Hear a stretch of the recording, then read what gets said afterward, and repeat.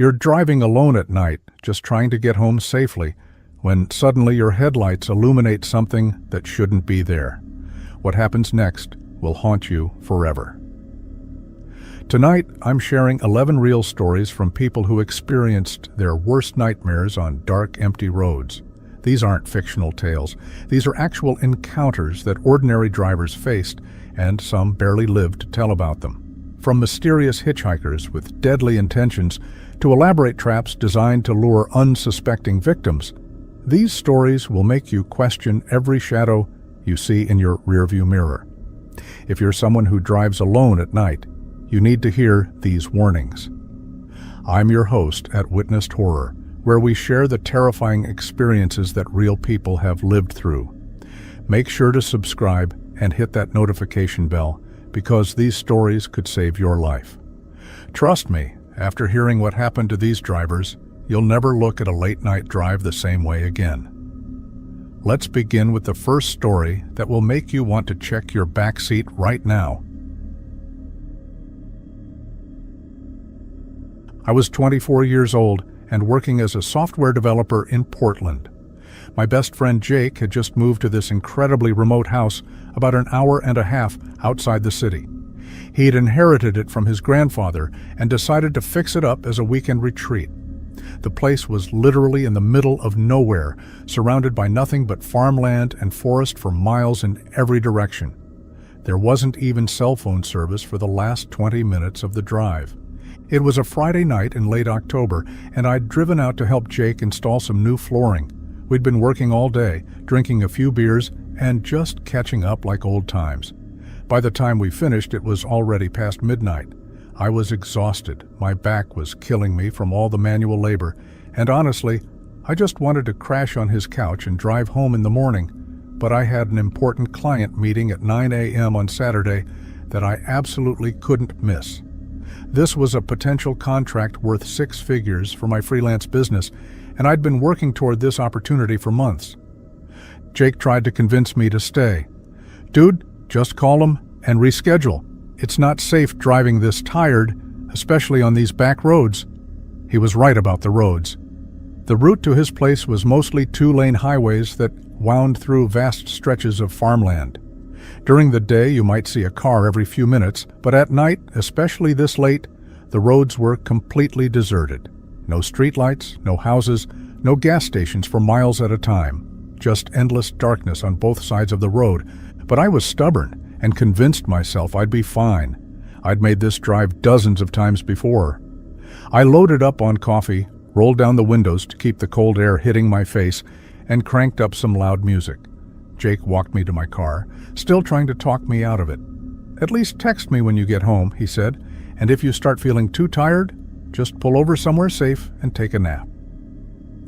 I promised him I would and started the long drive home. For the first 20 minutes, everything was normal. The coffee was working, the music was keeping me alert, and I was making good time. The road was completely empty, which actually made it easier to drive. No need to worry about other drivers or passing anyone. Just me, my headlights cutting through the darkness, and the familiar rhythm of the road. Then I saw something that made me slam on my brakes harder than I needed to.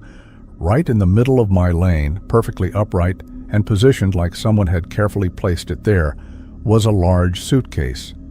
Not just any suitcase, but one of those expensive-looking hard-shell cases, the kind you'd take on an international business trip. It was standing completely vertical, as if someone had just set it down and walked away. The thing that struck me immediately was how perfectly positioned it was. It wasn't lying on its side like it had fallen out of a truck. It wasn't damaged or beat up like it had been in an accident. It was just standing there, right in the center of the lane, like a roadblock. I sat there for probably a full minute just staring at it. My tired brain was trying to process what I was seeing. How does a suitcase end up standing upright in the middle of a deserted road at 1 a.m.? The logical explanation was that it had fallen from someone's vehicle and somehow landed that way. But the more I looked at it, the less likely that seemed.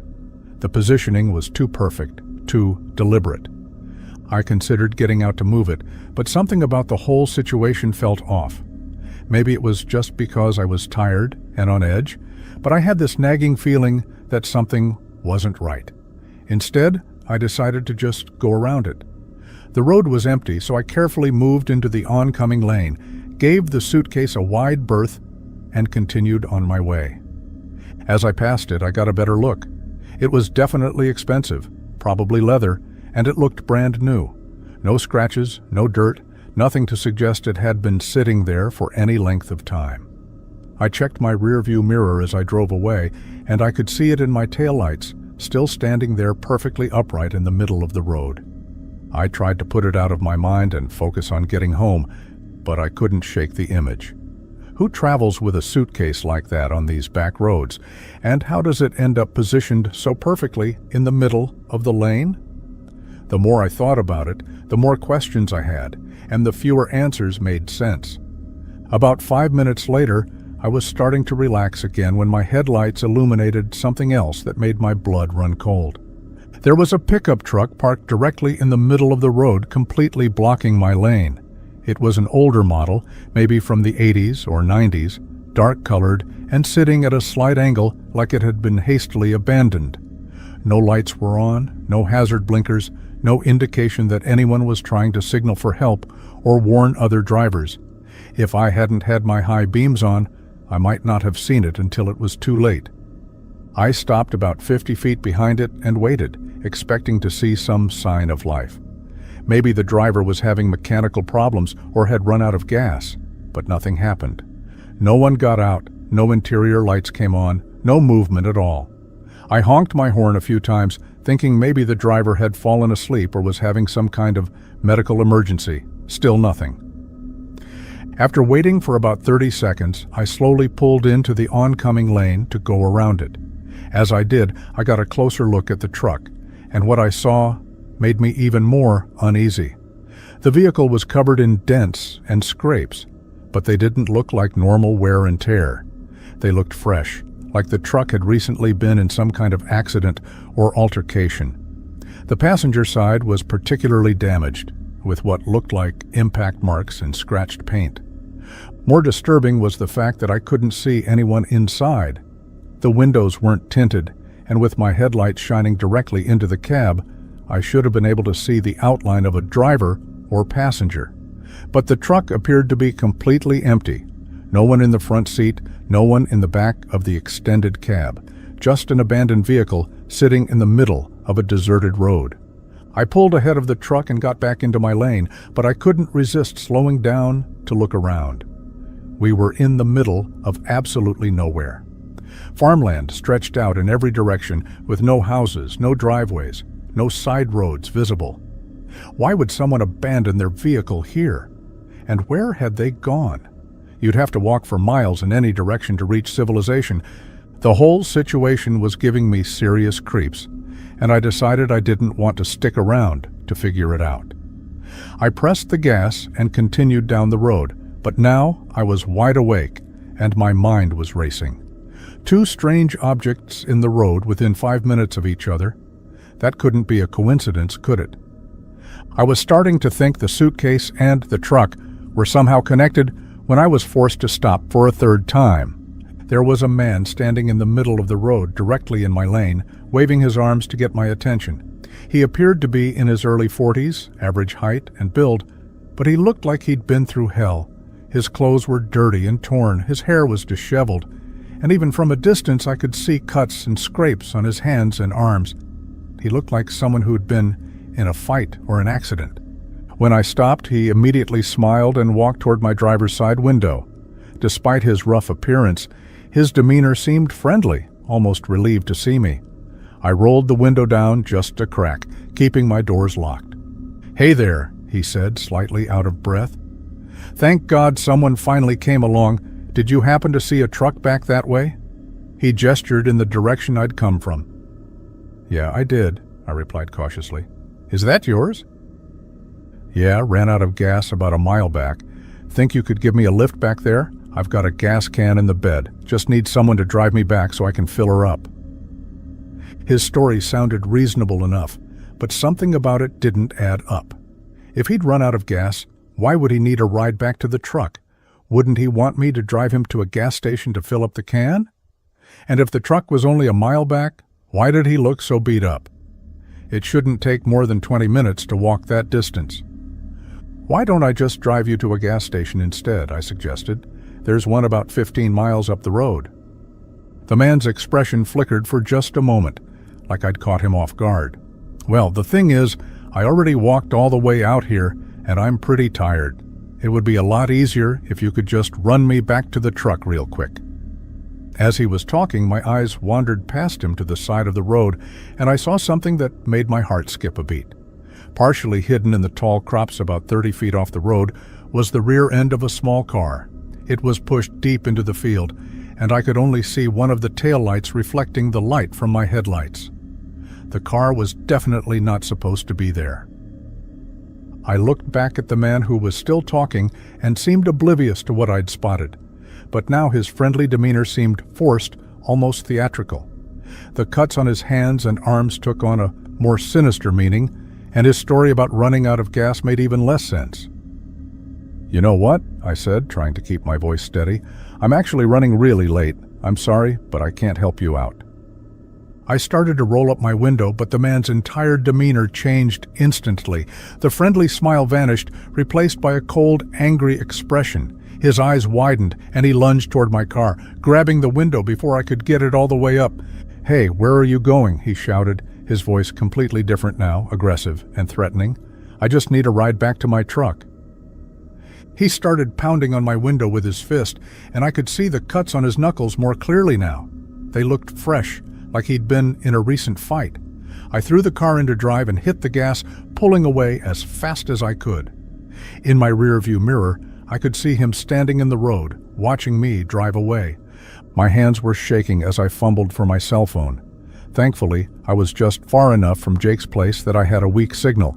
I called 911 and tried to explain what I'd seen as clearly as possible. The dispatcher kept me on the line while I drove, asking for detailed descriptions and exact locations.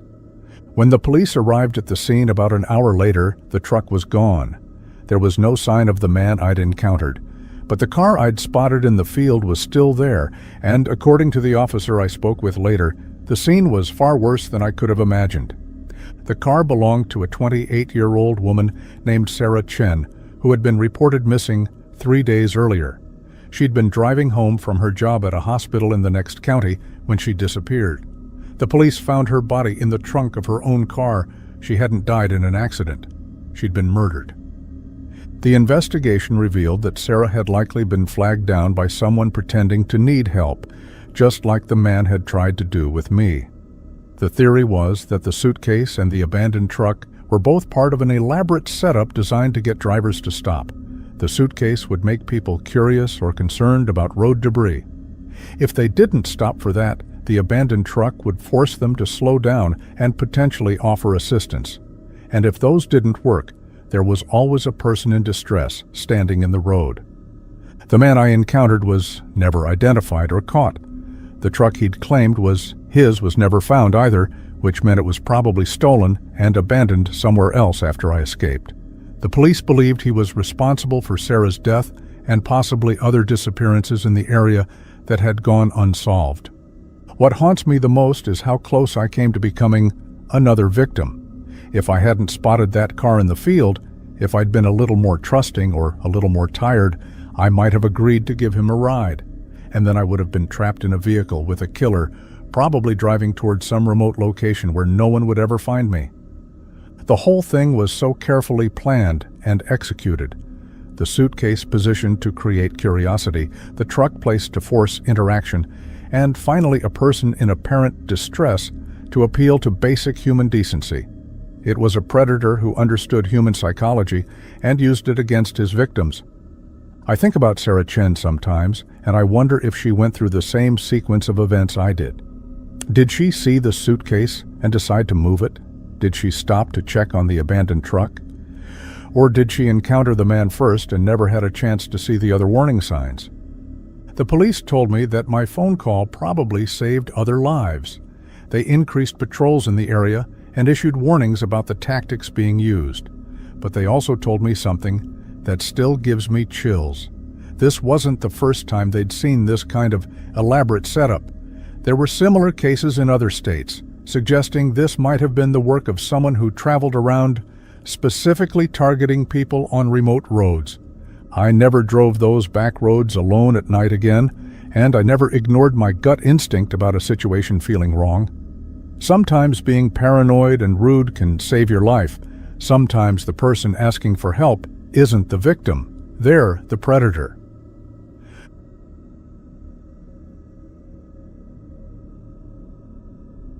I'm 32 years old and I've been driving trucks for about 8 years now. I work for a mid-sized logistics company that handles deliveries across the Pacific Northwest. It's not the most glamorous job, but it pays well, and I actually enjoy the solitude of long-distance driving. There's something peaceful about being on the road, just you and the highway, watching the landscape change as you move from state to state. This particular incident happened in December, right before Christmas. The weather had been unpredictable all week. One day it would be clear and dry, the next we'd get hit with snow or freezing rain. As a trucker, you learn to adapt to whatever Mother Nature throws at you, but winter driving always requires extra caution and attention. I'd picked up a load in Seattle that needed to be delivered to a distribution center in Spokane. It was a routine run that I'd done dozens of times before. The cargo was nothing special, just consumer electronics heading to retail stores for the holiday rush.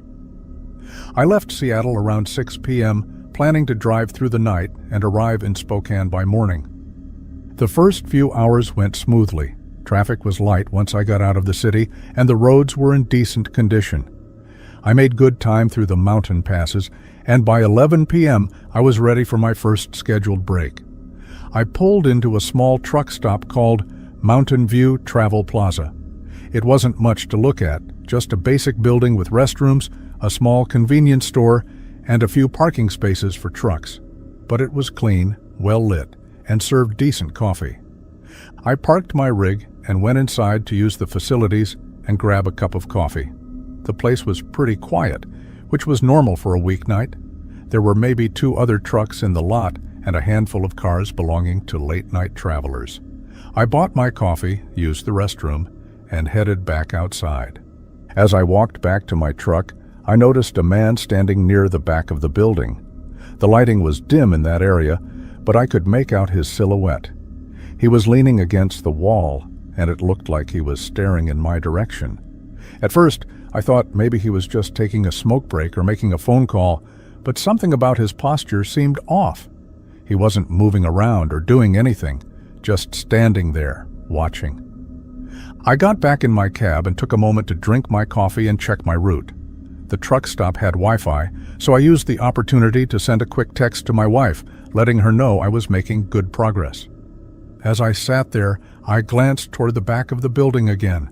The man was still there, still in the same position, still looking in my direction. Now my truck was the only one parked in that section of the lot.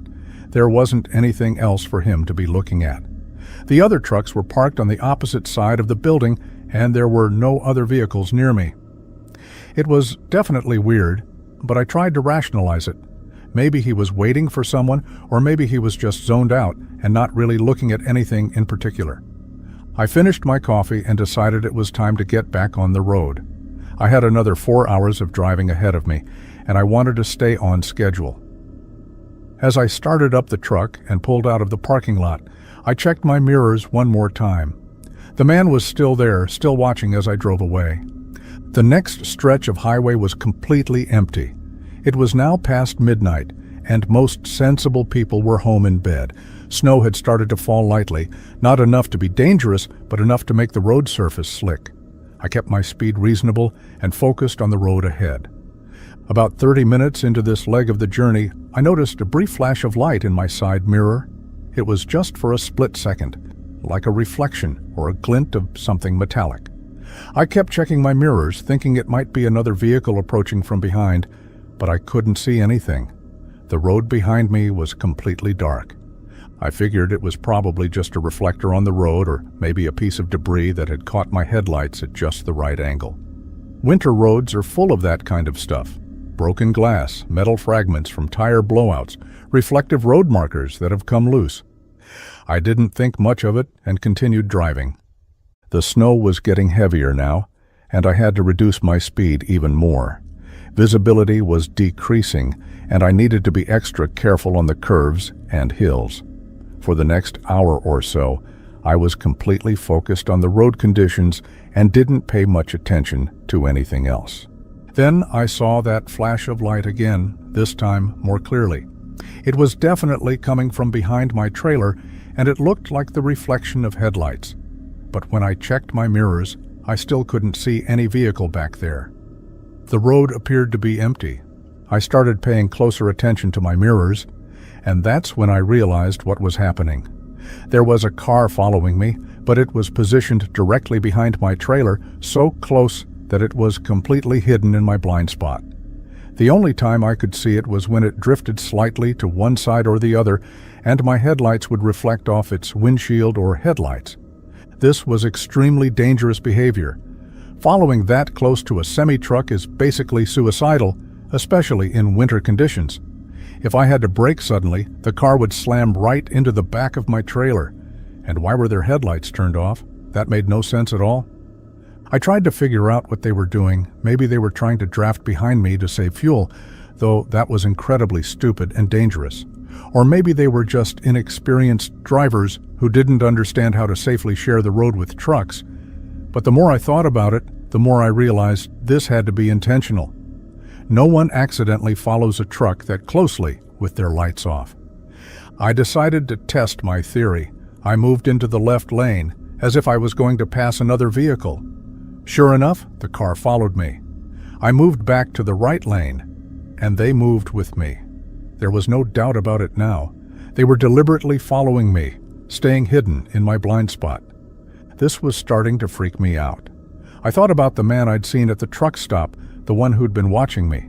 Could this be the same person? Had he followed me from the truck stop? But that was over an hour ago, and I'd been maintaining highway speeds the whole time. How could he have kept up without me noticing? I tried to get a better look at the vehicle, but it was impossible from my position. All I could see were occasional glimpses when they moved slightly out of position. It appeared to be a dark-colored sedan, but I couldn't make out any other details. I considered calling the police, but I wasn't sure what to tell them. A car was following me? That wasn't necessarily illegal, even if it was dangerous. And I was in the middle of nowhere. It would take a long time for any law enforcement to reach my location. Instead, I decided to try to lose them. I gradually increased my speed, pushing the limits of what was safe given the road conditions. The car stayed with me. I tried changing lanes more frequently, hoping to shake them loose or at least get them to reveal themselves. But they matched my every move, staying hidden behind my trailer. Finally, I had an idea. I moved into the left lane and then suddenly slowed down significantly, as if I was having mechanical problems. This forced the car to either slow down with me or pass me. They chose to slow down, but in doing so, they fell back far enough that I could finally see them clearly in my mirrors. It was a dark blue or black sedan, maybe 10 years old. I couldn't see the license plate clearly, but I could make out the silhouette of a single person in the driver's seat. As soon as they realized I could see them, they dropped back even further and eventually disappeared from view entirely. I was relieved to have them off my tail, but I was also more confused than ever. What had they been trying to accomplish? Were they planning to rob me, attack me, or were they just some weirdo who got their kicks from following trucks? I continued driving for another 2 hours without incident. The snow had stopped and the roads were clearing up.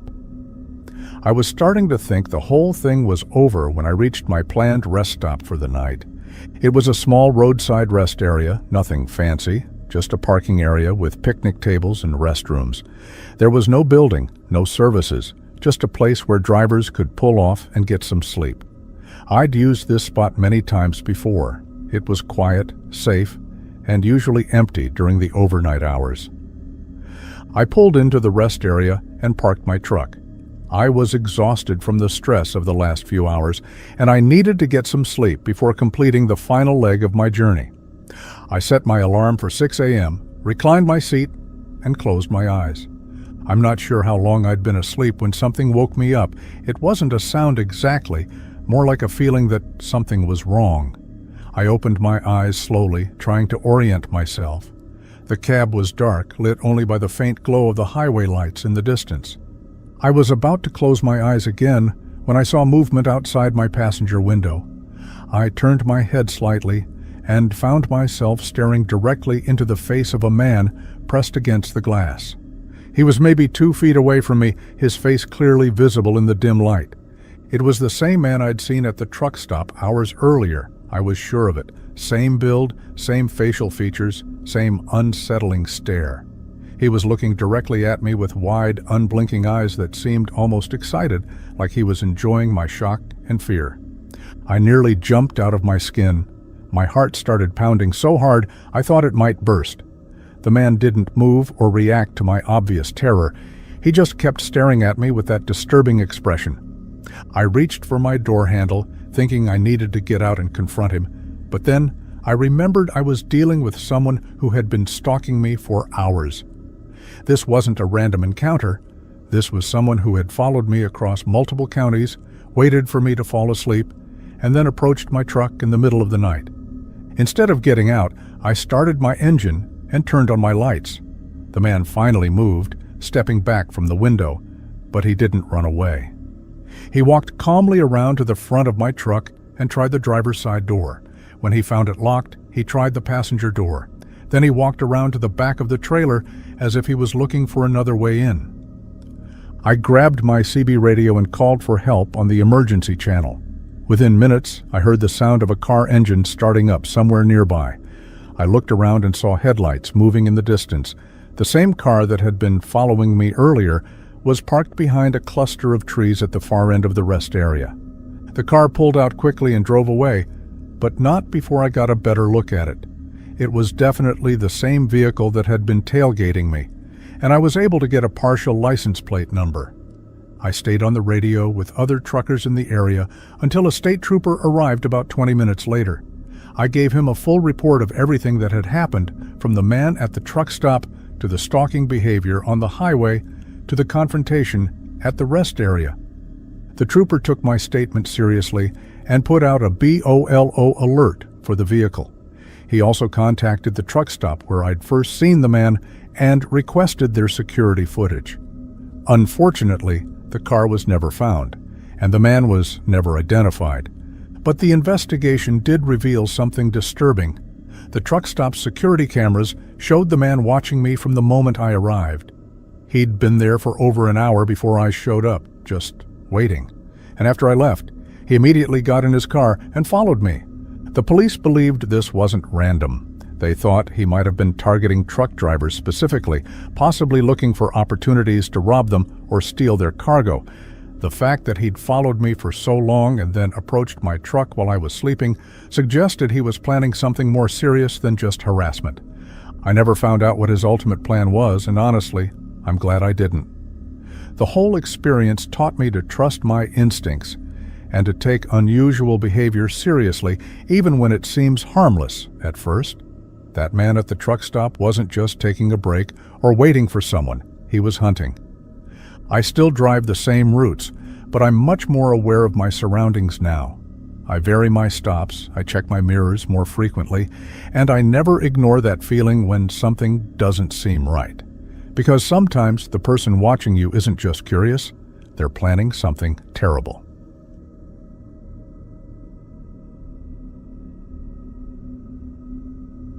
I was 16 years old and had just gotten my first real job at Tony's Pizza, a small family-owned restaurant in my hometown of Cedar Falls.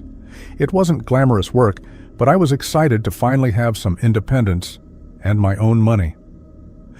I'd been working there for about 6 months, mostly doing prep work in the kitchen and helping with orders during busy periods. The thing I really wanted to do was deliveries. The delivery drivers made better money with tips, and more importantly, they got to drive around instead of being stuck in a hot kitchen all evening. But there was one problem. I didn't have a car. My parents had promised to help me buy one if I could save up half the money myself, and after 6 months of working every shift I could get, I finally had enough. It was a 1998 Honda Civic with about 150,000 miles on it. The paint was faded, the interior was worn, and it made some concerning noises when you started it up, but it ran reliably, and it was mine. More importantly, it meant I could finally start doing deliveries and making real money. My manager, Tony Jr., was happy to move me to delivery duty. He'd been short-staffed on drivers for months, and having another person available meant he could take more orders and extend the delivery radius.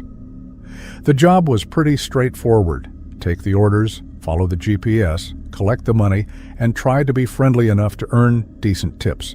This particular incident happened on a Tuesday night in March. It was one of those quiet weeknights where business was slow, and I was hoping to get out early. I'd gotten to work at 5 p.m. after school, and by 8 p.m. we'd only had a handful of delivery orders.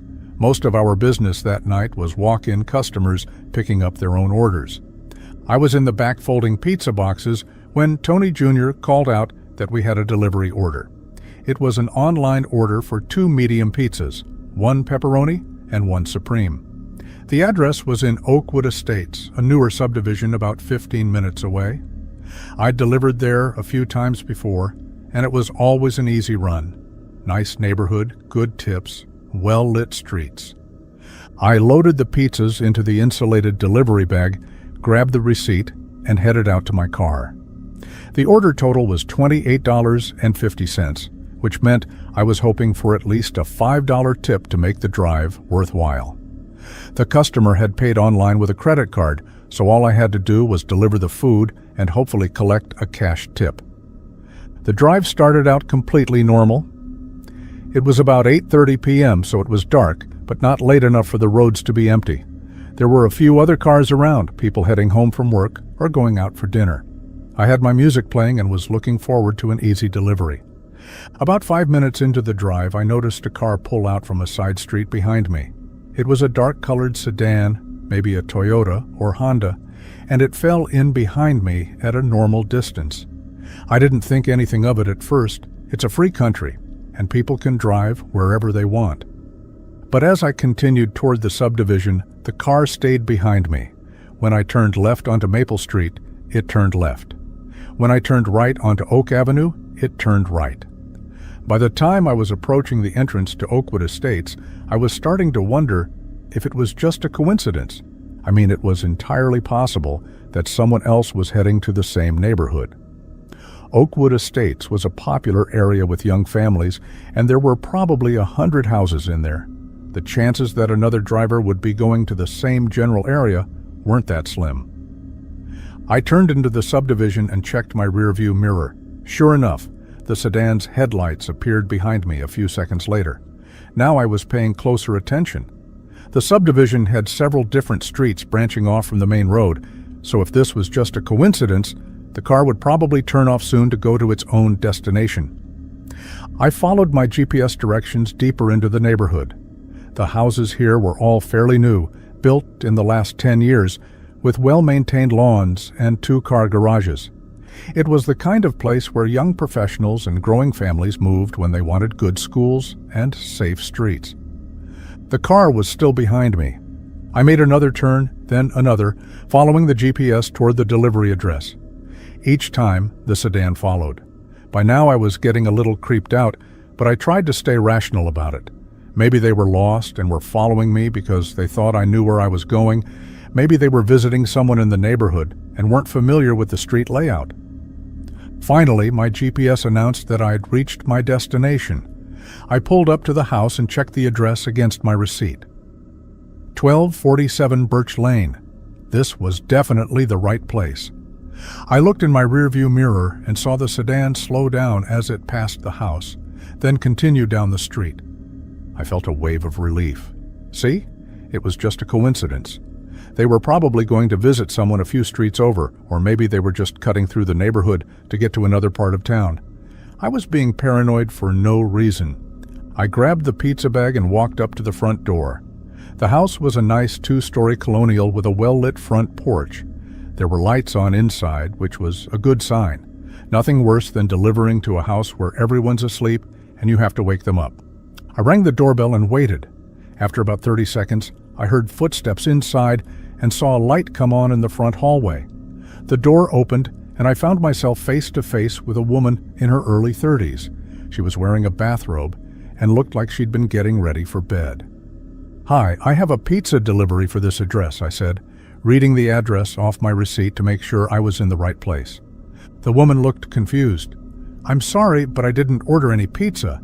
Are you sure you have the right address?" I double-checked the receipt. 1247 Birch Lane, right? 2 medium pizzas, 1 pepperoni, and 1 supreme? She shook her head. "No, I definitely didn't order anything. I was just about to go to bed. You must have the wrong house." This was weird. I'd been doing deliveries for a few months now, and I'd never had a situation where the address was completely wrong. Usually, if there was a mistake, it was just a matter of being off by a house number or two. But this woman seemed genuinely confused and a little annoyed about being bothered. "I'm really sorry about this," I said. "Let me call the restaurant and see what happened." I pulled out my phone to call Tony Jr., but then I realized I had a problem. The customer had paid online with a credit card, which meant I didn't have a phone number to call them directly. And the online ordering system sometimes had glitches where addresses got mixed up or entered incorrectly. "Don't worry about it," the woman said. "These things happen. I hope you figure it out." She closed the door, and I was left standing on the porch with 2 pizzas and no idea where they were supposed to go. I walked back toward my car, feeling frustrated and a little embarrassed. This was going to be a pain to sort out, and I probably wasn't going to get a tip for my trouble. As I approached my car, I noticed something that made my blood run cold. The sedan that had been following me was parked directly behind my Honda, blocking me in. Its headlights were off, but I could see the exhaust coming from the tailpipe, which meant the engine was still running. I stopped walking and tried to think. Maybe they lived here too and were just parking in the street. Maybe they were visiting someone and had parked behind me by coincidence. But something about the situation felt very wrong. I stood there for probably 30 seconds, waiting to see if anyone would get out of the car or if it would move. Nothing happened. The car just sat there, idling, with someone inside watching me. I decided to get in my car and see what would happen. Maybe if I started my engine and put it in reverse, they'd realize they were blocking me and move out of the way. I opened my door, put the pizzas on the passenger seat, and started the engine. The sedan didn't move. I put my car in reverse and backed up slightly, hoping to signal that I needed to get out. The sedan still didn't move. I was starting to panic now. This wasn't a coincidence or a misunderstanding. Someone had deliberately followed me to this address and was now blocking my exit. I tried to think of what to do. I could get out and ask them to move, but that would mean approaching a car full of strangers who had been following me. I could honk my horn, but that might wake up the whole neighborhood, and I wasn't sure I wanted to cause a scene if this was all some kind of misunderstanding. Then I had an idea. The driveway was wide enough that I might be able to turn around and drive across the lawn to get back to the street. It would probably damage the grass, but if I was really in danger, I figured the homeowner would understand. I put the car in drive and started to turn around in the driveway. As I did, I saw the doors of the sedan open. 4 men got out of the car. They were all wearing dark clothing, hoodies and baseball caps that obscured their faces. One of them had his hand inside his hoodie pocket, like he was holding something. That's when I knew for certain that I was in serious trouble. The men started walking toward my car, not running, but moving with purpose. I gunned the engine and tried to drive around them, but the driveway wasn't wide enough. My right wheels went off the pavement and into the soft dirt of the flower bed. The car lurched and skidded, and before I knew it, I'd crashed into a small, decorative tree. The impact wasn't hard enough to deploy the airbags, but it was enough to stop the car. I could hear the men shouting to each other, and I saw one of them running toward my driver's side door. I didn't wait to see what they wanted. I threw open my door and ran. I sprinted across the front yard and into the street, then cut between 2 houses and kept running. Behind me, I could hear at least one of them chasing me, yelling for the others to follow, but I was 16 and in decent shape from playing soccer, and I had adrenaline on my side. I ran through backyards, jumping fences and dodging around swing sets and garden sheds. I could hear my pursuer falling behind, and eventually the shouting stopped. I kept running until I reached a main road, then ducked behind a gas station and called 911. The police response was quick and professional. They found my car still crashed into the tree, but the sedan and the 4 men were long gone. The pizzas were still sitting on my passenger seat, getting cold. The investigation revealed that the whole thing had been an elaborate setup. The online pizza order had been placed using a stolen credit card, and the address had been chosen specifically because it was in a quiet residential area with limited escape routes. The plan was apparently to lure a delivery driver to the location, trap them, and then rob them. What they intended to do beyond robbery, I never found out, and honestly, I don't want to know. The fact that there were 4 of them and they'd gone to such elaborate lengths to set up the trap suggests they had something more serious in mind than just taking my money. My car was totaled, not from the crash, but because the police found evidence that the men had tried to break into it after I ran. They'd smashed the windows and damaged the interior, probably looking for money or anything else of value. The scariest part was learning that this wasn't an isolated incident. The police told me there had been similar cases in other cities, always targeting pizza delivery drivers, always using fake online orders to lure victims to predetermined locations. It was apparently a growing trend among criminals who had figured out that delivery drivers were easy targets, young, often alone, carrying cash, and required to go to specific addresses. I never went back to delivery driving after that. Tony Jr. was understanding and moved me back to kitchen work, but honestly, the whole experience had shaken me up so badly that I quit a few weeks later. Every time I heard the phone ring with a delivery order, I'd think about those 4 men and wonder if someone else was about to walk into the same trap. The men were never caught, and my car was never recovered. The insurance payout was enough to buy another used car, but I was much more careful about where I drove and when. I never again took for granted that a routine trip could turn dangerous in a matter of seconds. Looking back, I realize how lucky I was. If I hadn't noticed the car following me, if I hadn't been suspicious enough to pay attention to my surroundings, if I hadn't been fast enough to run when things went bad, I might not be here to tell this story. Sometimes being paranoid and running away is the smartest thing you can do.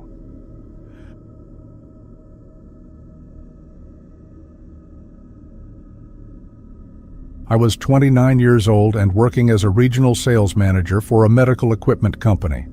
My territory covered most of the southeastern United States, which meant I spent a lot of time driving between cities, visiting hospitals and clinics to demonstrate our products. It wasn't unusual for me to put 500 miles on my car in a single day, and I'd gotten comfortable with long stretches of highway driving. This happened on a Thursday night in September. I'd spent the day in Atlanta meeting with procurement managers at 3 different hospitals, trying to secure contracts for our new line of diagnostic equipment. The meetings had run later than expected, and by the time I finished my last appointment, it was already 7 p.m. I had 2 choices: find a hotel in Atlanta and drive home to Charlotte the next morning, or make the 4-hour drive that night and sleep in my own bed. I was tired, but I had an early morning meeting on Friday that I couldn't reschedule, so I decided to push through and drive home. The first hour of the drive was fine. I grabbed a large coffee and some energy bars from a gas station, cranked up the air conditioning, and settled in for the long haul. Interstate 85 between Atlanta and Charlotte is a route I'd driven dozens of times, and I knew every rest stop and exit along the way. By 9 p.m., I was making good time and feeling alert. The coffee was working, traffic was light, and I was looking forward to being home by 11. I was listening to a podcast about business strategy and actually enjoying the quiet drive through the Georgia countryside. That's when I saw the first stranded motorist. It was a woman standing beside a small SUV on the shoulder of the highway. Her hazard lights were blinking, and she was waving at passing cars, clearly trying to get someone to stop and help. She looked to be in her 40s, professionally dressed, and appeared genuinely distressed. My first instinct was to pull over and offer assistance. I'd been in similar situations myself, and I knew how frustrating and scary it could be to be stranded on a dark highway. But something made me hesitate. Maybe it was the fact that she was a woman alone at night, and I was a man she didn't know. Maybe it was just that I was tired and wanted to get home. Whatever the reason, I slowed down but didn't stop. As I passed her, I grabbed my phone and called 911 to report the stranded motorist. The dispatcher thanked me and said they'd send someone to check on her. I felt better knowing that help was on the way, even if I hadn't stopped myself. About 20 minutes later, I encountered another stranded vehicle. This time, it was a pickup truck with its hood up, and a man in work clothes was standing beside it, looking at the engine. He also tried to flag me down, but again, something didn't feel right. Two broken-down vehicles in 20 minutes on the same stretch of highway seemed like an unusual coincidence. I called 911 again to report the second stranded motorist. The dispatcher seemed surprised that I was calling about another breakdown so soon after the first one, but she took the information and promised to send assistance. 10 minutes after that, I saw a third vehicle on the shoulder. This time, it was a sedan with a flat tire, and there were two people standing beside it, a man and a woman who appeared to be a couple. They were both waving frantically at passing cars, and the woman was holding what looked like a cell phone, probably trying to call for help. Now, I was really suspicious. 3 breakdowns in 30 minutes, all on the same stretch of highway, all with people desperately trying to flag down passing motorists. That wasn't a coincidence. That was a pattern. I didn't call 911 this time. Instead, I called my wife to let her know what was happening and to ask her to stay on the phone with me for the rest of the drive. I figured if something happened to me, at least she'd know where I was and could send help. "That's really weird," she said when I described the situation. "Are you sure they're not just having a run of bad luck on that stretch of road?" 3 separate breakdowns in half an hour, I replied, and they're all perfectly spaced out, like someone planned it that way. I think someone's trying to get drivers to stop. My wife agreed that it sounded suspicious and promised to stay on the line with me. Having her voice in my ear made me feel less alone and more alert to potential danger.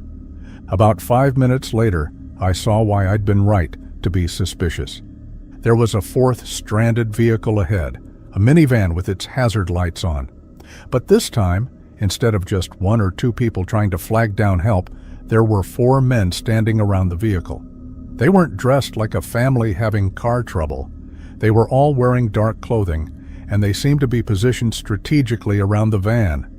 As I approached, one of them stepped into the travel lane and started waving his arms aggressively, trying to force me to stop. The others moved to block both shoulders, making it difficult for me to go around them. "Something's definitely wrong," I told my wife. "There are 4 guys trying to block the road." "Don't stop," she said immediately. "Get out of there!" I swerved into the left lane and accelerated past them. As I did, I could see them clearly in my headlights. They weren't distressed motorists. They were young men who looked angry that I hadn't stopped. One of them actually ran after my car for a few steps, shouting something I couldn't hear over the engine noise. In my rearview mirror, I watched them get back into the minivan and start following me. Their broken-down vehicle started up immediately and began pursuing me down the highway. "They're following me now," I told my wife, trying to keep the panic out of my voice. "The van is chasing me." "How fast are you going?" she asked. "About 80, and I'm going to go faster." I pushed my car up to 90 miles per hour, then 95. The minivan kept pace with me for a few miles, but eventually it fell back and disappeared from view. Either they'd given up, or they'd realized that a high-speed chase on the interstate was too risky. I stayed on the phone with my wife for the rest of the drive, and I didn't encounter any more stranded motorists. When I finally reached Charlotte, I went straight to the police station to file a report. The officer who took my statement was very interested in what I'd seen.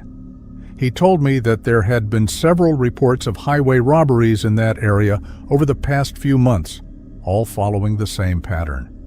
Groups of criminals would stage fake breakdowns to get drivers to stop, then rob them at gunpoint. "You did the right thing by not stopping," he said. "We've had 3 victims in the past 2 months who weren't so lucky.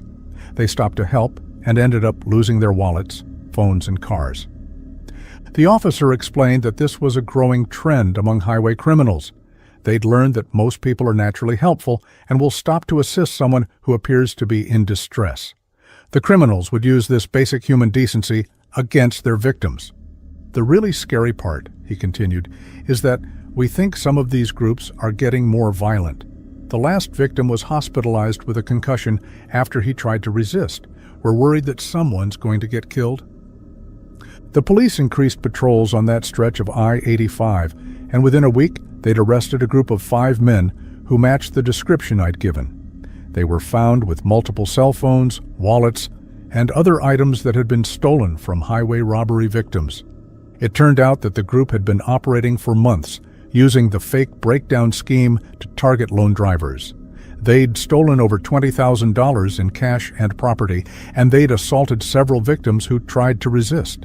The most disturbing part was learning how organized they were. They had specific roles. Some would act as the stranded motorists. Others would hide nearby to surround victims once they stopped, and one would always be ready to pursue anyone who didn't fall for the trap. They'd also been studying traffic patterns to identify the best locations and times for their scheme. They knew that certain stretches of highway were isolated enough that victims couldn't easily escape, and they timed their operations for late evening when there were fewer witnesses around. What haunts me is thinking about how close I came to becoming a victim. If I'd stopped for that first woman, I would have been surrounded by criminals before I realized what was happening. If I'd been less suspicious about the pattern of breakdowns, I might have eventually stopped to help someone and walked right into their trap. The experience completely changed how I approach highway driving. I still want to help people in genuine distress, but I'm much more cautious about stopping for strangers, especially at night. If I see someone who appears to need help, I call 911 instead of stopping myself. I also learned to trust my instincts when something doesn't feel right. The pattern of multiple breakdowns should have been an obvious red flag, but it would have been easy to dismiss as coincidence if I hadn't been paying attention. The criminals were eventually sentenced to several years in prison, but I know there are other groups out there using similar tactics. Highway robbery is a crime that's hard to prevent because it exploits people's natural desire to help others. Now when I drive long distances, especially at night, I stay alert for anything that seems suspicious or too coincidental, because sometimes the person who appears to need help is actually the one you need help getting away from.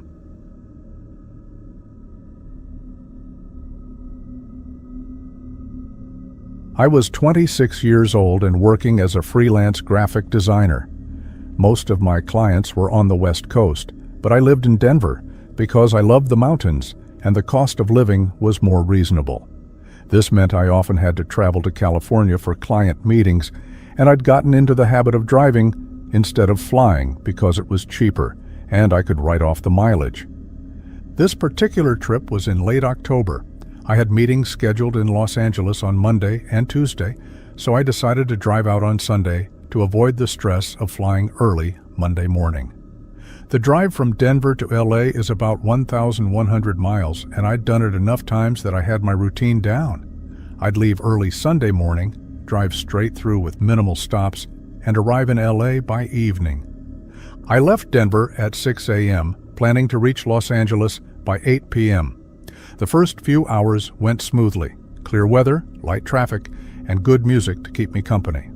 I made my usual stops in Grand Junction, Colorado, and Moab, Utah for gas and food. By 2 p.m. I was crossing into Nevada, and that's when the landscape really opens up. Long stretches of desert highway with nothing but sagebrush and mountains in the distance. It's beautiful in its own way, but it can also be monotonous and hypnotic, especially when you're tired. I was about an hour outside of Las Vegas when I first noticed something odd. In my peripheral vision, I caught a glimpse of someone walking alongside the highway. This wasn't unusual by itself. Sometimes you see hitchhikers or people whose cars have broken down. But when I looked directly at the spot where I thought I'd seen the person, there was nothing there. I figured I was just tired and seeing things. I'd been driving for 8 hours straight, and the desert heat creates mirages that can play tricks on your eyes. I turned up the air conditioning, took a sip of my energy drink, and kept driving. About 10 minutes later, I saw it again. This time it was more distinct, a figure walking parallel to my car, maybe 50 feet off the highway. The person appeared to be keeping pace with me, which was impossible since I was doing 75 miles per hour. When I looked directly at the spot, again, there was nothing there. This was starting to creep me out. I'd heard that extreme fatigue could cause hallucinations, and I wondered if I needed to pull over and take a nap. But I was making good time and really wanted to reach LA before dark. I decided to push through and just be more careful about staying alert. The next time I saw the figure, it was closer to the road, and this time when I looked directly at it, it didn't disappear immediately. For just a split second, I could see what looked like a person in dark clothing walking alongside my car. Then it vanished. I was definitely hallucinating now. I'd read about this happening to long-distance drivers. Your brain starts filling in details that aren't really there, especially when you're staring at the same monotonous landscape for hours. The smart thing to do would be to pull over and rest, but I was stubborn and wanted to finish the drive. I stopped in Las Vegas for gas and took a 20-minute break, walking around the gas station and splashing cold water on my face. I felt more alert afterward and convinced myself that the hallucinations had just been a temporary result of fatigue. Back on the road, I felt better for the first hour. The landscape was changing as I headed into California, and having something different to look at helped keep my mind focused. But as the sun started to set and the desert grew darker, the figure appeared again. This time it was much closer to the road, maybe 20 feet from my car, and it was definitely keeping pace with me. I could see it clearly in my peripheral vision, a person in dark clothing walking with a steady, purposeful stride. When I turned to look directly at it, it faded but didn't disappear completely. I was really scared now. This wasn't just fatigue. Something was seriously wrong with my perception. I considered pulling over and calling someone, but I was in the middle of nowhere with no cell service. The nearest town was probably 50 miles away. I decided to keep driving, but to be extra careful. I slowed down to 65 miles per hour and kept both hands firmly on the wheel. I tried not to look at the figure, but it was impossible to ignore. It was always there in my peripheral vision, walking alongside my car like some kind of shadow. As I approached Barstow, California, I needed to stop for gas again. I pulled into a brightly lit truck stop, grateful to be around other people and normal activity. I filled up my tank and went inside to buy another energy drink and use the restroom. While I was inside, I struck up a conversation with the cashier, a friendly older woman who seemed to know all the regular travelers. "You look tired, honey," she said. "How far are you driving tonight?" "Just to LA," I replied, "but I've been seeing things on the road. I think I need to take a break." Her expression changed immediately. "What kind of things?" "Like someone walking alongside my car. I know it's not real, but it's really freaking me out." The woman looked at me seriously. What did this person look like? I described the figure I'd been seeing. Dark clothing, walking with purpose, always keeping pace with my car. The woman nodded grimly. "You're not the first person to tell me about seeing that," she said. "We get drivers in here maybe once a month who describe the exact same thing, always on that stretch of highway between Vegas and here." "So it's a common hallucination?" I asked, feeling somewhat relieved. "Maybe," she said, "or maybe it's something else. There was a hitchhiker killed on that stretch of road about 10 years ago, hit and run, never solved. Some people think his spirit still walks that highway." I didn't believe in ghosts, but the woman's story was unsettling. Whether it was a hallucination or something supernatural, I clearly wasn't the only person who'd experienced it. I bought a large coffee and decided to push through to LA. I only had about 2 hours of driving left, and I figured I could handle it if I stayed focused and didn't let the figure distract me. Back on the highway, the figure appeared almost immediately, But now that I knew other people had seen it too, I was less afraid and more curious. I tried to get a better look at it without taking my eyes completely off the road. The figure appeared to be a man, maybe in his 30s, wearing what looked like a denim jacket and jeans. He had dark hair and was walking with a slight limp, as if he'd been injured. He never looked at my car directly, just kept walking parallel to the highway with that steady, determined pace. As I got closer to the outskirts of LA, the figure began to fade. By the time I reached the city limits, it was gone completely. I drove the rest of the way to my hotel without seeing it again. The next morning, I did some research online about the highway between Las Vegas and Barstow. I found several forum posts from drivers who described seeing the exact same figure I'd encountered. Some thought it was a hallucination caused by fatigue and the monotonous desert landscape. Others believed it was paranormal. I also found a news article from 2014 about a hitchhiker named David Martinez, who'd been killed in a hit-and-run accident on that stretch of highway. The description matched what I'd seen: a man in his 30s wearing a denim jacket. His body had been found about 50 feet from the road, and the driver who killed him was never identified. I don't know if what I saw was a hallucination, a ghost, or something else entirely. But I do know that I wasn't the only person to experience it, and that makes it feel more real somehow. Maybe David Martinez is still trying to get a ride, still walking that lonely stretch of highway where he died. I've driven that route several times since then, and I always see the figure. It's become almost routine. Somewhere between Vegas and Barstow, he appears in my peripheral vision and walks alongside my car for an hour or so. I'm not scared of him anymore. If anything, I feel sorry for him. Whether he's real or not, he seems trapped on that highway, endlessly walking toward a destination he'll never reach. And maybe that's the most frightening thing of all. Not that the dead might still be among us, but that they might be just as lost and lonely as they were in life. I always make sure to drive carefully on that stretch of road now, not because I'm afraid of the figure, but because I don't want to end up walking alongside him forever.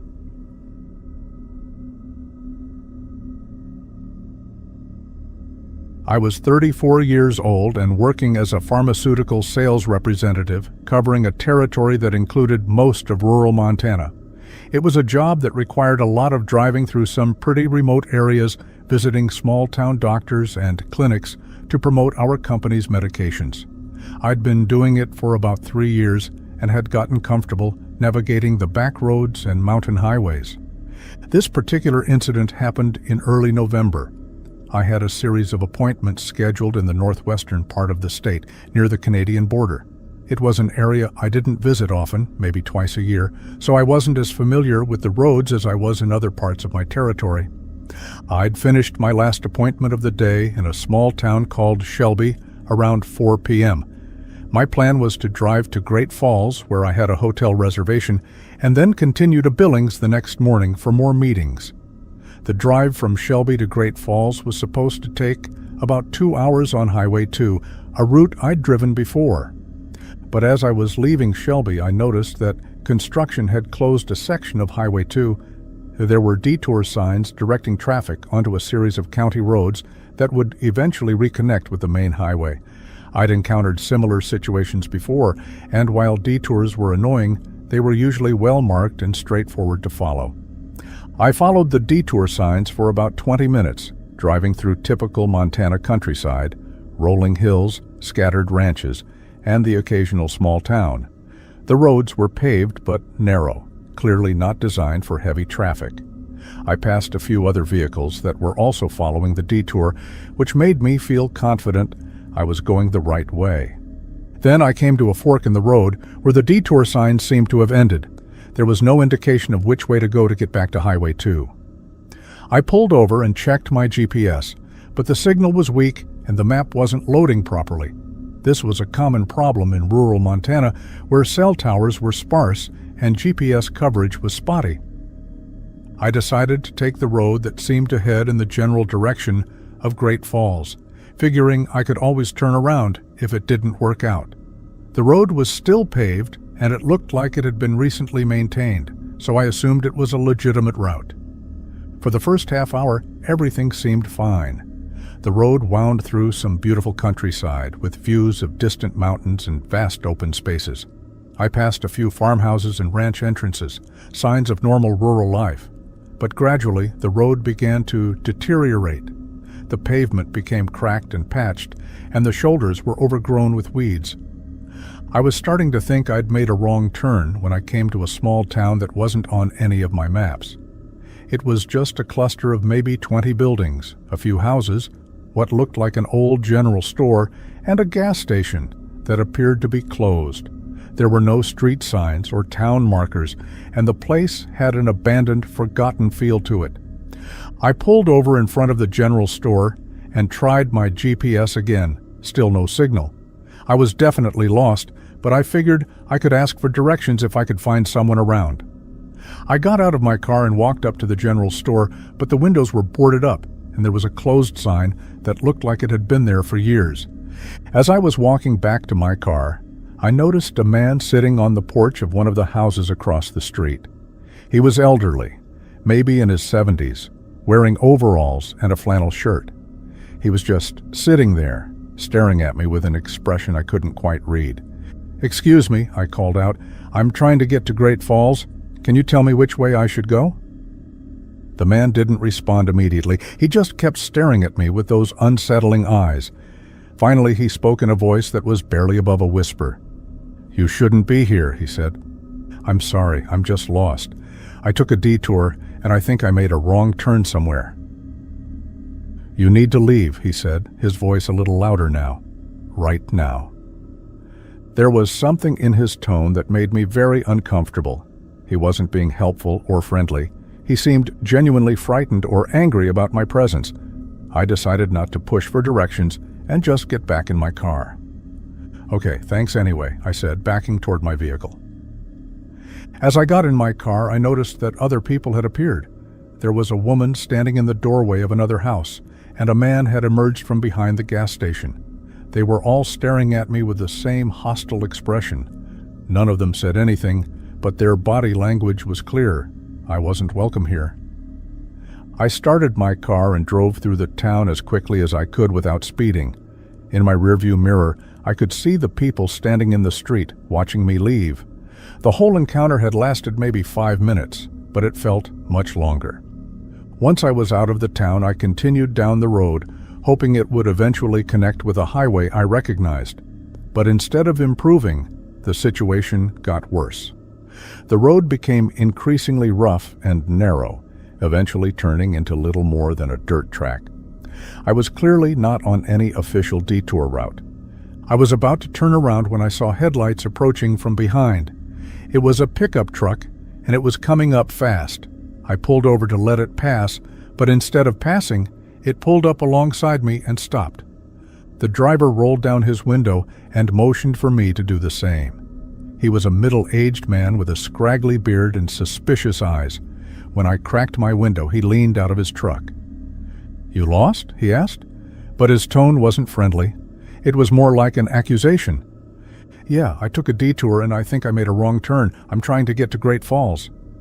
"This road doesn't go to Great Falls," he said. "You need to turn around and go back where you came from." "Okay, thanks. Can you tell me how to get back to Highway 2? The man's expression hardened. "Just turn around and drive back the way you came. Keep driving until you're out of here." There was something threatening in his voice that made me very nervous. I thanked him and started to roll up my window, but he wasn't finished. "And don't come back," he said. "People around here don't like strangers poking around." I nodded and put my car in reverse, turning around in the narrow road. The pickup truck followed me for about a mile, staying close behind me like it was escorting me out of the area. Finally, it turned off onto a side road and disappeared. I drove back toward the strange little town, but when I reached the spot where it should have been, I couldn't find it. The road looked different somehow, and there was no sign of the buildings or people I'd encountered earlier. It was like the town had simply vanished. I was starting to panic now. I was completely lost. My GPS wasn't working, and I was running low on gas. I had no idea where I was or how to get back to civilization. The sun was setting, and the idea of being stranded in this remote area overnight was terrifying. I kept driving, following the road back in the direction I'd come from, hoping to eventually find the detour signs or some other indication of where I was. After about an hour of driving, I finally saw a sign for Highway 2. I'd never been so happy to see a familiar road marker. It turned out I'd been driving in a huge circle, somehow ending up about 50 miles from where I'd started. I made it to Great Falls around 10 p.m., 3 hours later than planned, exhausted and shaken by the experience. The next morning, I tried to research the area where I'd gotten lost. I looked at detailed maps and satellite images, trying to find the town I'd encountered, but I couldn't locate it anywhere.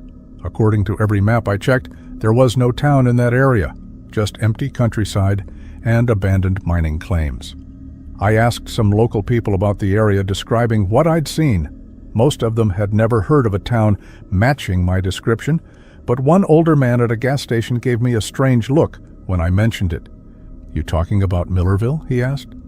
I don't know what it was called. There were no signs. Millerville was a mining town that got abandoned back in the 1980s when the mine closed. Most of the buildings got torn down years ago. Ain't nothing there now but foundations and old roads. But I saw people there. I talked to them. The man shrugged. "Maybe you saw some squatters or something. There's been talk of people living rough out in that area. Not the kind of folks you'd want to run into alone." That explanation made some sense, but it didn't account for how the town had seemed to disappear when I drove back through. And it didn't explain why my GPS had stopped working in that specific area. I never figured out exactly what happened that day. Maybe I encountered some kind of off-the-grid community that didn't want to be found. Maybe the stress and confusion of being lost had affected my perception of what I was seeing, or maybe there was something more unusual going on. What I do know is that I never took another unmarked detour in rural Montana. I learned to carry paper maps as backup for my GPS, and I always made sure to have a full tank of gas before driving through remote areas. Because getting lost in the middle of nowhere is scary enough without encountering people who clearly don't want you there. I still drive through that part of Montana occasionally for work, but I always stick to the main highways now. And sometimes, when I'm driving through particularly remote areas, I wonder if there are other forgotten places out there, hidden communities that exist just off the beaten path, populated by people who have their own reasons for staying invisible. The thought that you can take one wrong turn and end up somewhere that doesn't officially exist is both fascinating and terrifying. It makes you realize how much of the world remains unmapped and unknown, even in an age of GPS and satellite imagery.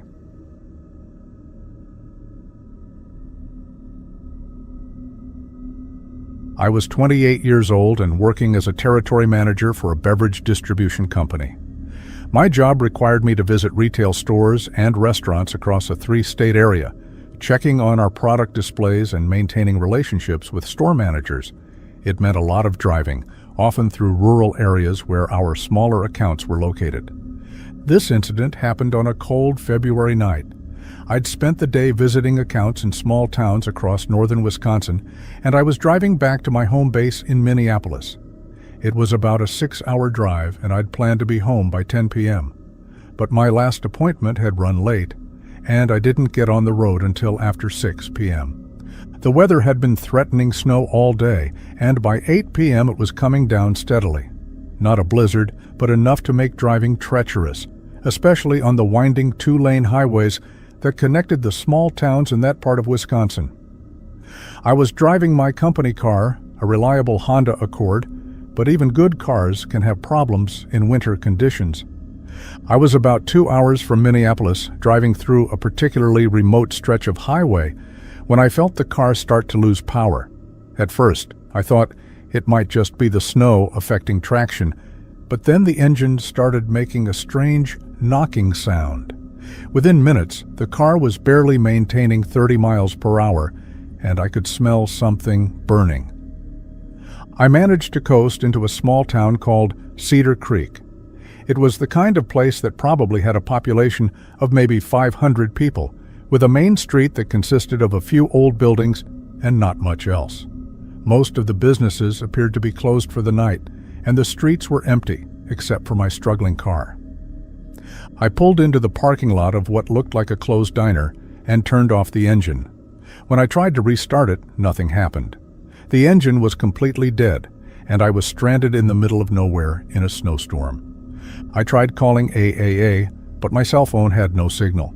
This was before smartphones were common, so I couldn't use GPS or look up local services online. I was going to have to find help the old-fashioned way.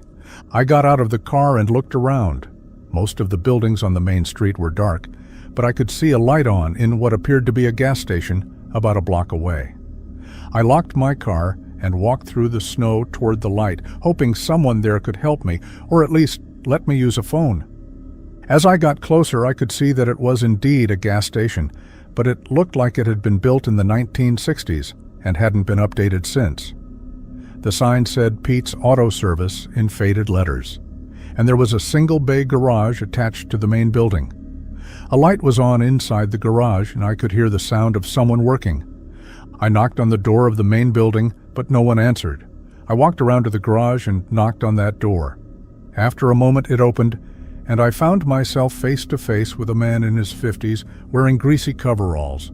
"Help you?" he asked, wiping his hands on a rag. "My car broke down," I explained. "It's parked over by the diner.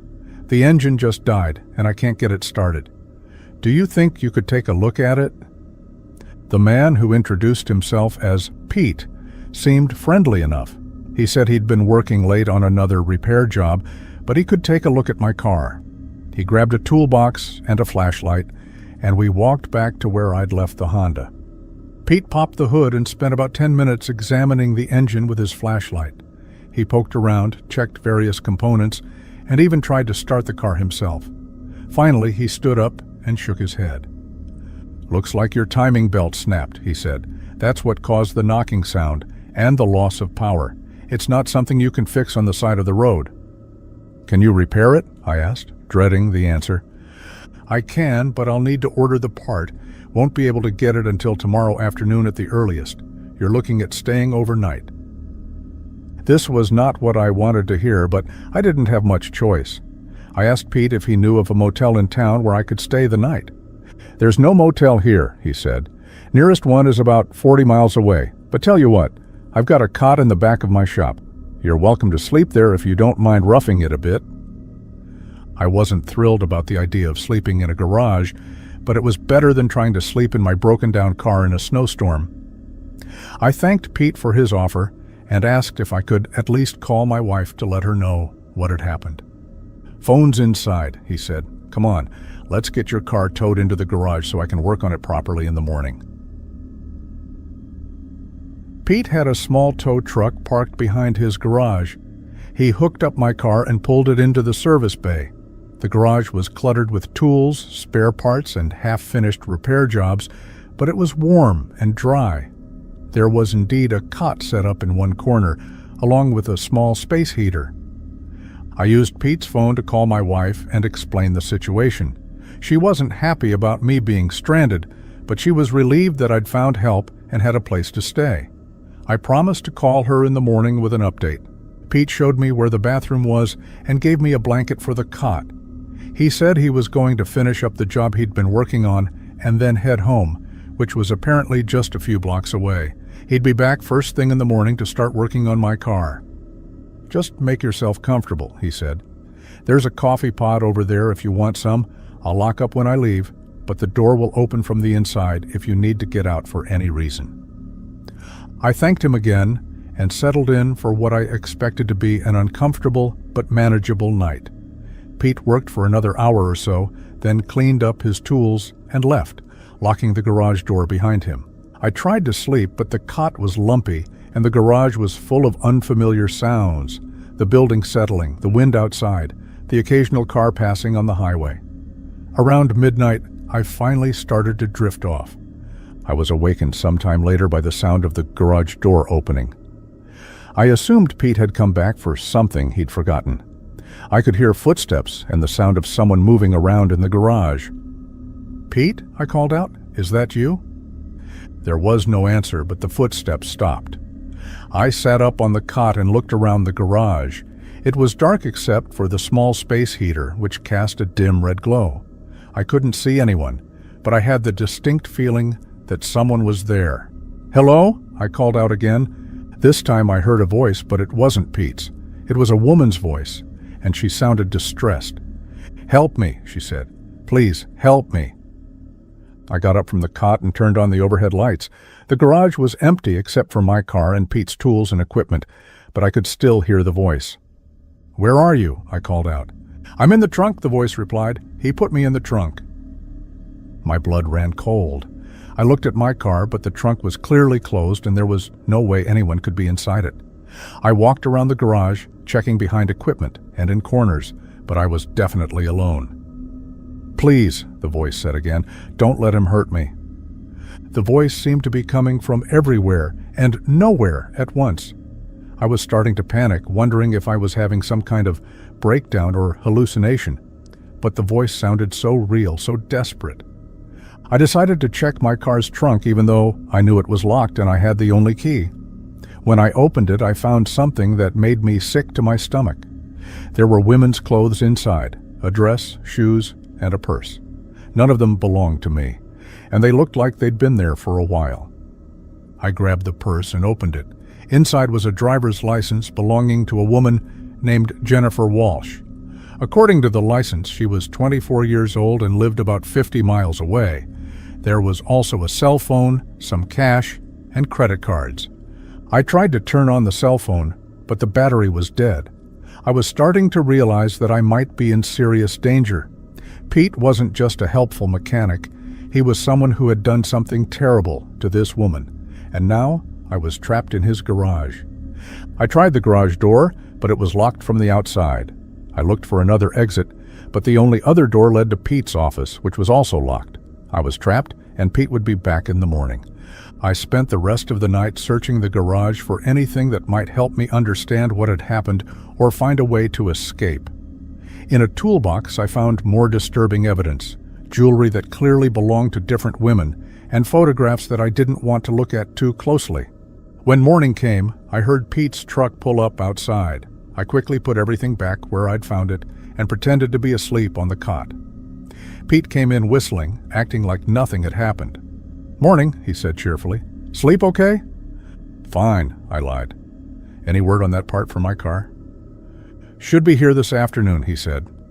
"Why don't you walk down to the diner and get some breakfast? They open at 7. I took his suggestion, grateful for the chance to get out of the garage and find help. At the diner, I asked to use the phone and called the police. I told them about the items I'd found in my car and gave them Pete's address. The police arrived within an hour and arrested Pete at his garage. It turned out he'd been drugging travelers whose cars he repaired, then robbing and killing them. My car hadn't actually broken down.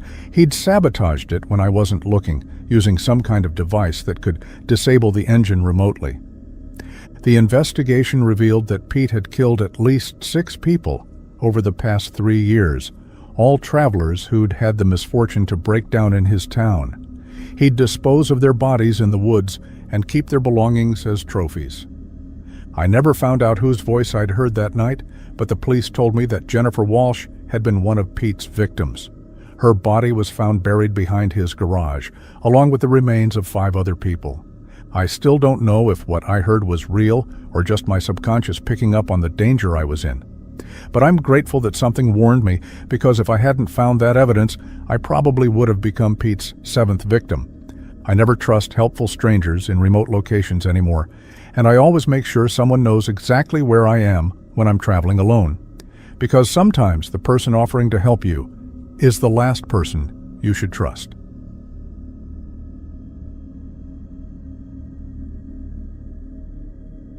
I was 31 years old and working as a regional manager for a chain of sporting goods stores. My territory covered parts of Texas, Oklahoma, and Arkansas, which meant I spent a lot of time on interstate highways traveling between cities. I'd been doing the job for about 4 years and had driven those routes hundreds of times without incident. This happened on a Wednesday evening in August. I'd finished a store visit in Dallas and was driving back to my home base in Little Rock, Arkansas. It was about a 5-hour drive, mostly on Interstate 30, a route I knew well. I'd left Dallas around 4 p.m., planning to be home by 9 p.m. The first couple hours went normally. Traffic was moderate, the weather was clear, and I was making good time. I stopped in Marshall, Texas for gas and a quick dinner, then got back on the highway around 6:30 p.m. About an hour east of Marshall, I noticed a white pickup truck that seemed to be matching my speed. It wasn't unusual. People often find a comfortable pace and stick with it on long highway drives. But after about 20 minutes, I realized the truck was staying exactly parallel to me, about a quarter mile behind and 1 lane over. I tested this by speeding up slightly. The truck sped up too. I slowed down a bit, and the truck slowed down. It was definitely following me, but I couldn't figure out why. Maybe the driver was just using me as a pace car, letting me watch for speed traps while they maintained a safe following distance. About 10 minutes later, I noticed a second vehicle, a dark SUV, that had taken up position ahead of me and to my right. Like the pickup truck, it seemed to be matching my speed exactly. Now I had vehicles positioned both ahead and behind me, maintaining precise distances. I was starting to feel uneasy. This seemed too coordinated to be coincidental. I tried changing lanes to see what would happen. The SUV immediately moved to block my path, while the pickup truck moved closer behind me.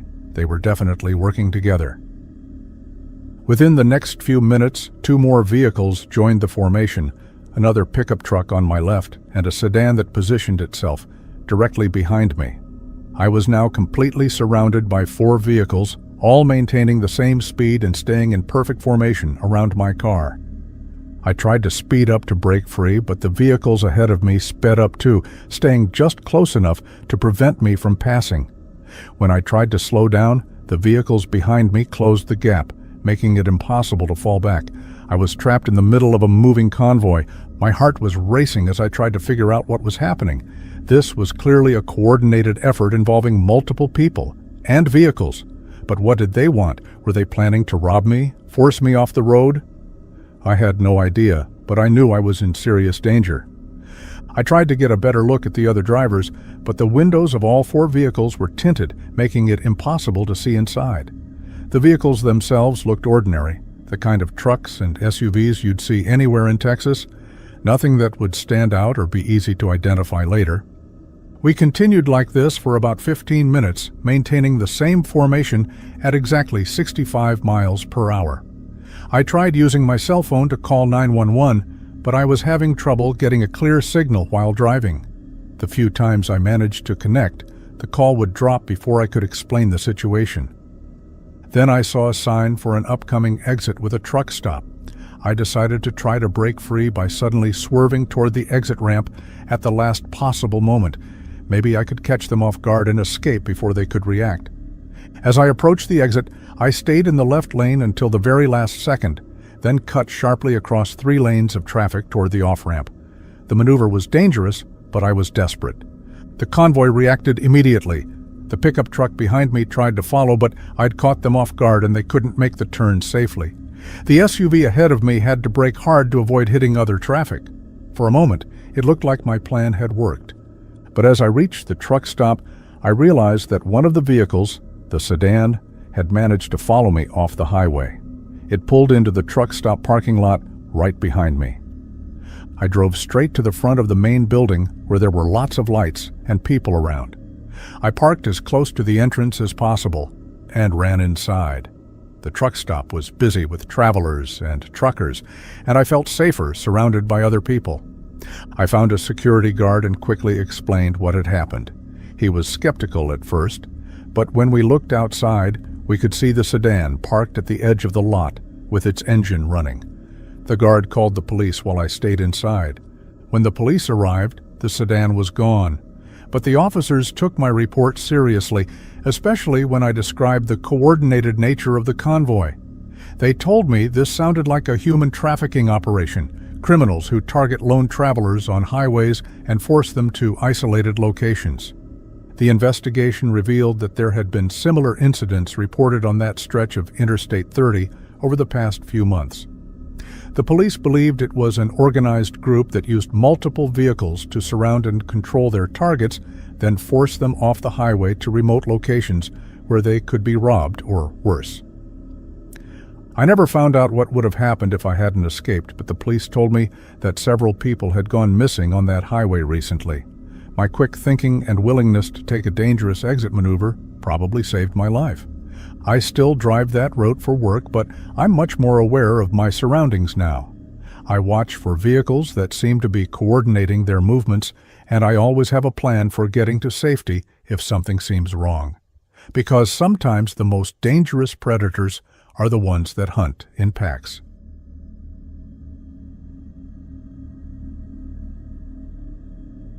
I was 25 years old and working 2 jobs to pay off my student loans.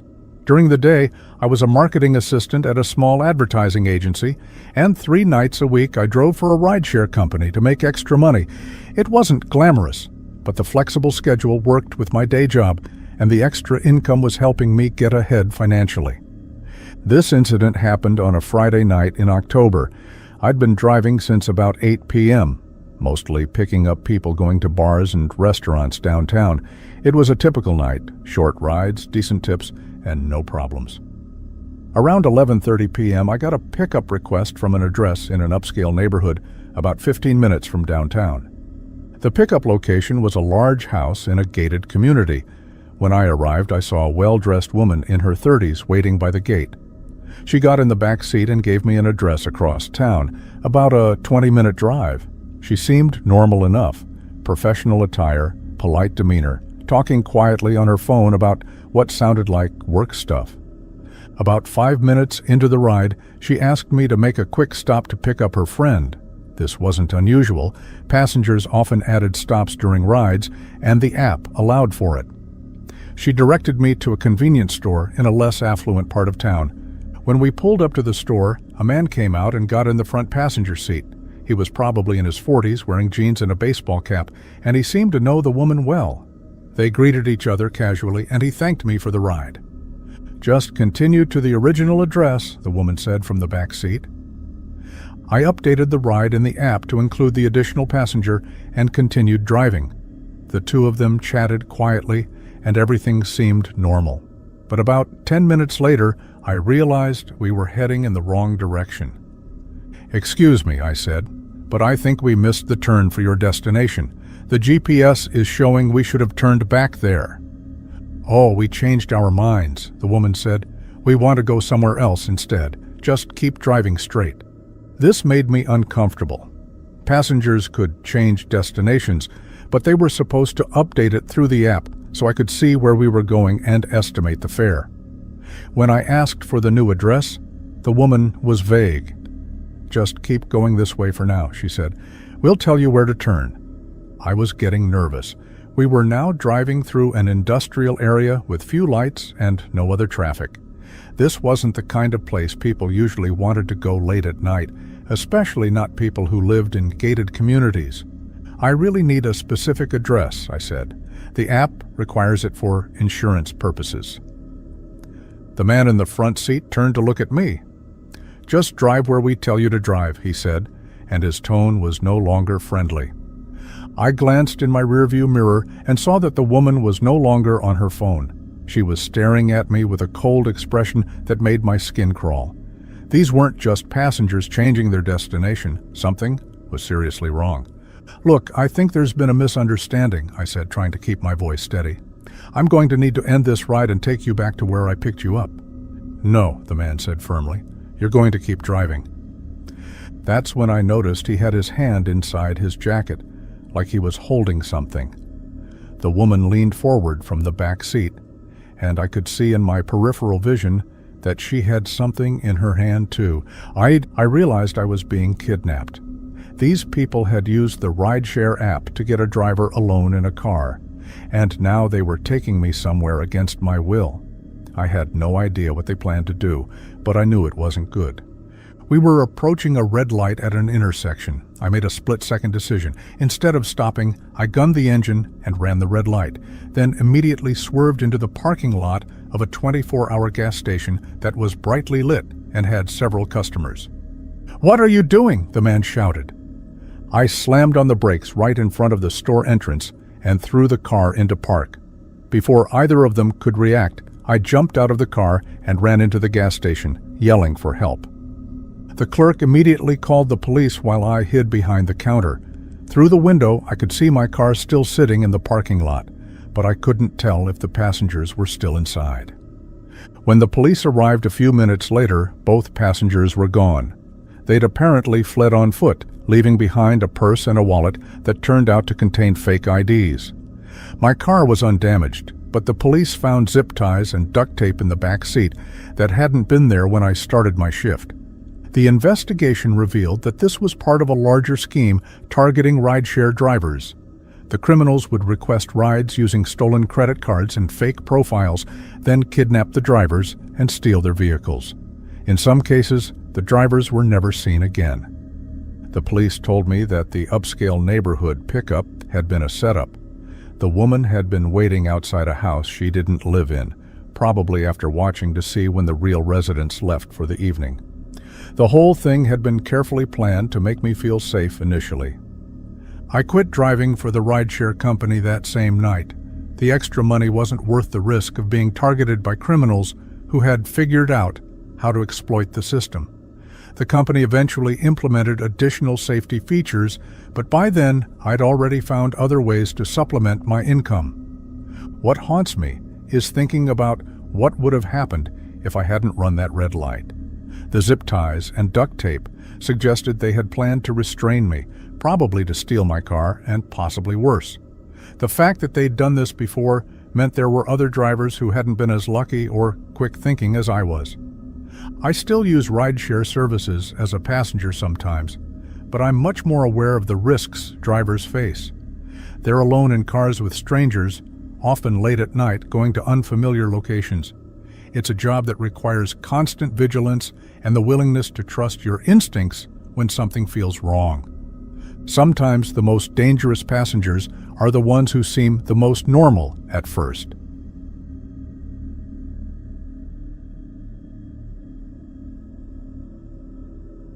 I was 27 years old and working as a traveling nurse, which meant I spent a lot of time driving between different hospitals and medical facilities across the Midwest.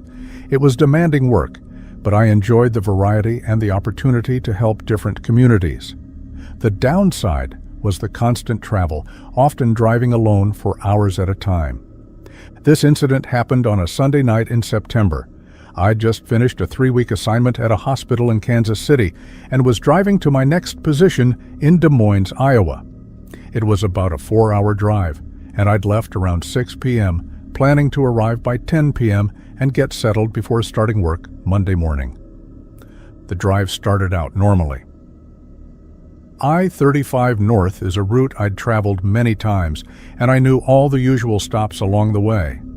By 8:30 p.m., I was making good time and decided to stop at a rest area about halfway to my destination. I needed to use the restroom and stretch my legs after sitting in the car for over 2 hours. The rest stop was one of those basic highway facilities, a small building with restrooms and vending machines surrounded by a parking area and some picnic tables. It was well lit, but not particularly busy. There were maybe 6 or 7 other vehicles in the lot, which was normal for a Sunday evening. I parked near the building and went inside to use the restroom. The facility was clean and well maintained, but there was something about the atmosphere that felt off. It was too quiet, and the few people I saw seemed to be watching me more closely than normal. When I came out of the restroom, I noticed a man standing near the vending machines who hadn't been there when I went in. He was probably in his 30s, wearing a flannel shirt and jeans, and he seemed to be pretending to study the snack options. But I caught him looking at me in the reflection of the vending machine glass. I bought a bottle of water and headed back toward my car, but I had the distinct feeling I was being followed. I glanced back and saw the man from the vending machines walking behind me, along with another man who had appeared from somewhere near the picnic tables. I quickened my pace, but they quickened theirs too. By the time I reached my car, they were only about 20 feet behind me. I fumbled with my keys trying to unlock the door quickly, but I was nervous and dropped them. As I bent down to pick up my keys, I heard one of the men say, "Excuse me, miss." I looked up to see both men approaching me. The one who had spoken was smiling, but it didn't reach his eyes.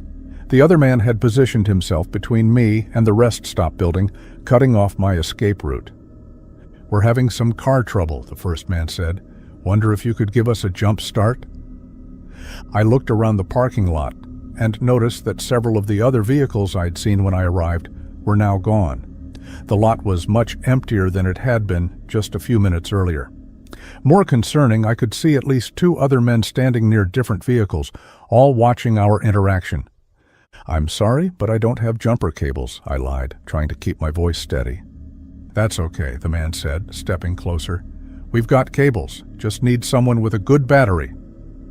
The second man moved even closer, and I realized I was being surrounded. This wasn't a request for help, it was a setup. I had no idea what they wanted, but I knew I was in danger. "I really need to get going," I said, finally managing to get my key in the lock. "I'm expected somewhere." "This will just take a minute," the first man said, and now his friendly facade was slipping. "We'd really appreciate the help." I got my car door open and quickly slid into the driver's seat, but before I could close the door, the second man grabbed it and held it open. "Where are you going?" he asked, his voice no longer polite. "We just need a little help." I could see the other men in the parking lot starting to move toward my car. Whatever they had planned, it involved multiple people and had been coordinated in advance. I was outnumbered and trapped. I did the only thing I could think of. I started screaming as loudly as I could while laying on my car horn. The noise was deafening and echoed across the empty rest stop. The man holding my door was startled by the sudden noise and loosened his grip. I yanked the door closed and immediately locked it, then threw the car into reverse and backed away from the men as fast as I could. As I pulled out of the parking space, I could see all 4 men running toward their vehicles. They were going to chase me. I floored the accelerator and sped out of the rest stop, merging onto the highway at dangerous speed. In my rearview mirror, I could see headlights following me from the rest stop. At least 2 vehicles were pursuing me, and they were gaining ground. I pushed my car to 90 miles per hour, then 95, weaving between the few other cars on the highway.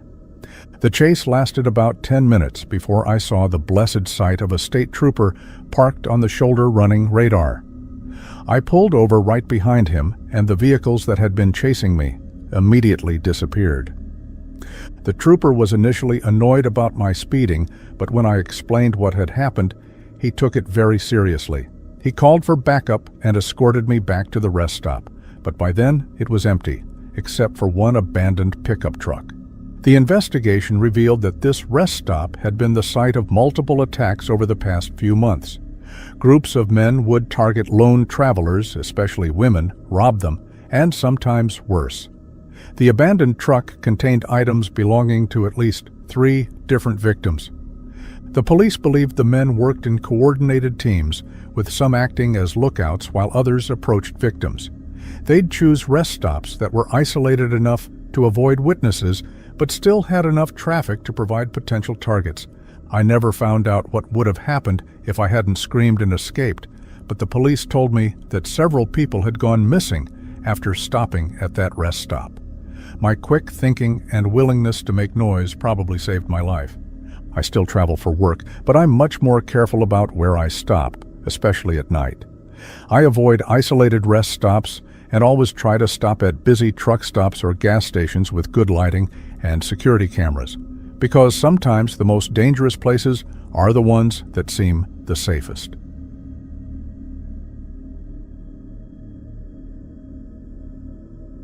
I was 33 years old and working as a software consultant, which meant I traveled frequently to client sites across the country. I'd been on a week-long project in Phoenix and was finally driving home to Denver on a Friday evening. It had been a long week, and I was looking forward to spending the weekend with my family. The drive from Phoenix to Denver is about 12 hours, so I'd planned to break it up over 2 days.